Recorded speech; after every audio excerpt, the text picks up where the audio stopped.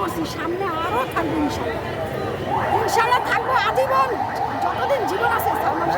ডন যেহেতু গ্রেপ্তার হয়ে গেল, সামিরা তো এখনো গ্রেপ্তার হয় নাই, দুজনের সর্বোচ্চ শাস্তি কি দাবি করছেন?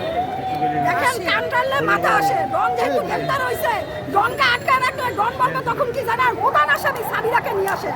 আমাকে কেন আটকায় রাখছেন? আমার সাথে সামিরাকেও নিয়ে আসেন। কেন জানেন? এটা হিংসা যে আমাকে আটকায় রাখছে আর আর আর প্রধান আসামি কেন ঘুরে বেড়াইতেছে। যখন ডনকে ছাড়া না হবে আরো আসামি ধরা হবে, আরো আসামি এসে পড়বে। 11 জনের বাইরে, এমপ্লয়ের মুক্তর বাইরে আছে।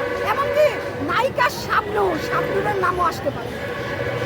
আর এর একটা চকলেট গুটি নায়িকা শাবনূর। আপনার নায়িকা শাবনূরের কথা বলছেন, কিন্তু সালমান শাহর মা তো বললো যে শাবনূরের এখানে কোনো সংযুক্ত নাই, ছোট বোন। নীলাম্মা এই ধরনের কোনো কথা বলে নাই। নীলাম্মা বলছে যে শাবনূর যে সালমান শাহের কো আর্টিস্ট ছিল, সালমান শাহকে হত্যা করা হয়েছে, শাবনূর কোনোদিনও আসে নাই যে আন্টি এই বিষয়টা কি, এই হত্যাকাণ্ড হয়েছে, তার পাশে আসে নাই। একটা সান্ত্বনা তো আছে রে ভাই, ওইটা বলছে মা। ওইটা কোনো দেখেন আমাদের কোনো কারো ক্ষতি হইলে আমরা বলি ভাই আমি কিছু করতে পারলাম না, কিন্তু আল্লাহর কাছে তোমার জন্য দোয়া চাই। আমরা এই কথাটা বলি না। শাবনূর কোনোদিন এই কথাটা বলতে আসে নাই যে সালমান শাহকে হত্যা করা হয়েছে, আমি তার হত্যার বিচার চাই। তাহলে আপনারা যারা সালমান শাহর ভক্ত আছেন, আপনারা কি মনে করেন শাবনূরের সাথে জড়িত, তাকেও আইনের আওতায় আনার প্রয়োজন? শাবনূর যদি জড়িত না হবে, সে অস্ট্রেলিয়া নীরব কেন? নীরবতাই হচ্ছে সম্পত্তির লক্ষণ।